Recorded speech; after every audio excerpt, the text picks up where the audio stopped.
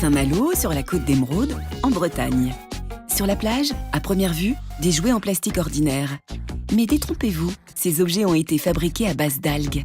Remplacer le plastique par un biomatériau 100% algues, c'est désormais possible grâce à cet homme, Rémi Lucas, un ingénieur finistérien qui a travaillé pendant 15 ans dans le plastique.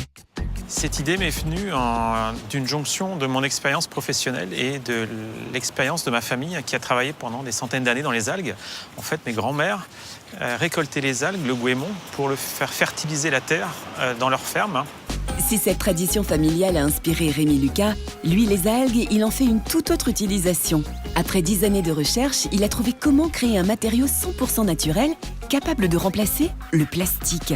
Une découverte qu'il est le premier au monde à avoir industrialisée. Mon premier objectif était vraiment de réussir à remplacer le plastique, trouver la matière la plus respectueuse et la moins impactante sur le biotope. Et en fin de vie, d'arriver à une matière complètement compostable. Compostable avec une vitesse de décomposition fulgurante. Là est toute la force de l'innovation de Rémi Lucas. S'il faut plus de 500 ans pour que du plastique se désintègre, son biomatériau à lui peut se décomposer en seulement quelques heures. Ceci est un bouchon qui est composé uniquement d'algues, donc c'est un bouchon 100% à base d'algues. L'intérêt de ce matériau et de ce bouchon, c'est qu'ils vont se dissoudre complètement dans l'eau en très peu de temps. Et donc là, on voit que la matière commence à se dégrader, elle se ramollit, commence dès à présent à se décomposer. Il ne faudra pas plus de 4 heures pour que ce bouchon se désintègre. Mais rassurez-vous, les jouets de plage, eux, ne craignent pas de se décomposer dans l'eau. Selon les produits, Rémi en conditionne l'imperméabilité. Là, on a un bouchon qui va tenir un certain temps, mais on peut faire durer un peu plus longtemps sa tenue dans l'eau. Donc on travaille sur la perméabilité de la matière. Mais alors, ce nouveau substitut au plastique, comment est-il conçu ? Cette révolution écologique majeure, Rémi Lucas en garde précieusement le secret de fabrication, dans son usine gardée sous haute surveillance pour se protéger de tout espionnage industriel. Ici, des tonnes d'algues transitent tous les mois, mais pas n'importe lesquelles, exclusivement des algues brunes. On prend cette algue parce qu'elle est très très riche en différents constituants, dont les protéines, dont un peu de lipides, dont des sucres. Et tous ces constituants-là nous aident à fabriquer, à transformer cet état d'algues fraîches en matériaux rigides. Des matériaux rigides tels que barquettes alimentaires ou emballages cosmétiques, des produits déjà commercialisés par plusieurs industriels de la région. À l'origine de cette innovation, une molécule particulière présente dans les algues brunes.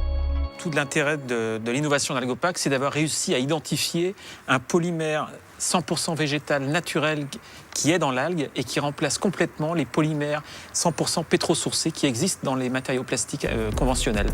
Tous les plastiques sont des polymères. Il s'agit de macromolécules.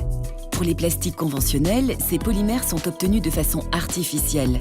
Le pétrole a besoin de subir des réactions chimiques afin de se transformer en plastique. Chaque molécule est liée à une autre à travers des procédés chimiques qui donneront au polymère toutes ses propriétés. Rémi Lucas, lui, n'a pas besoin de créer ces polymères puisqu'il en a trouvé des naturels dans ces algues brunes. Pour son biomatériau, Rémi travaille à partir de plusieurs espèces d'algues brunes. Mais ces algues, encore faut-il les trouver. La matière première, Rémi Lucas se la procure grâce à ses algoculteurs. Comme l'ostréiculteur avec ses huîtres, Magali et Jean-François cultivent les algues. Si Rémi a choisi de travailler avec eux, c'est pour ne pas piller les réserves naturelles. Après avoir été fertilisé en écloserie, l'endroit où on fait naître les bébés algues, la culture se poursuit en mer. Et au printemps, il est temps de récolter ces algues brunes. Ça, c'est une filière d'algues à maturité.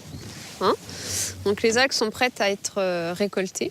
En fait, j'induis la fécondation sur cette petite cordelette en écloserie.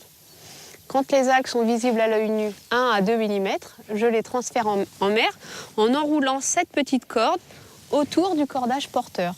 Et les algues, en développant essentiellement donc leurs crampons, ce qui leur permet de s'accrocher, de résister aux tempêtes, aux courants, et poussent tranquillement. L'algue, elle va se servir de toute la surface de sa feuille pour capter l'énergie du soleil. Et c'est pour ça qu'on maintient donc toutes les filières en surface par des bouées pour leur permettre d'optimiser cette énergie. On peut la comparer un petit peu à un panneau solaire et qui aussi, grâce aux éléments donc, minéraux dissous dans l'eau de mer, vont permettre de produire la biomasse désirée. Pendant sa croissance, l'algue développe ses parois cellulaires riches en protéines et en polymères chers à Rémi Lucas. Une biomasse totalement naturelle qui fait toute la force de son bioplastique.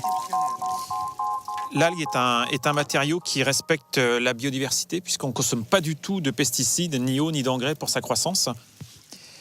Voilà, l'algue, quand elle sort de mer, on la mange comme ça, telle. Elle est absolument délicieuse. Des algues fraîches comme celle-là, Rémi en récupère une tonne par semaine.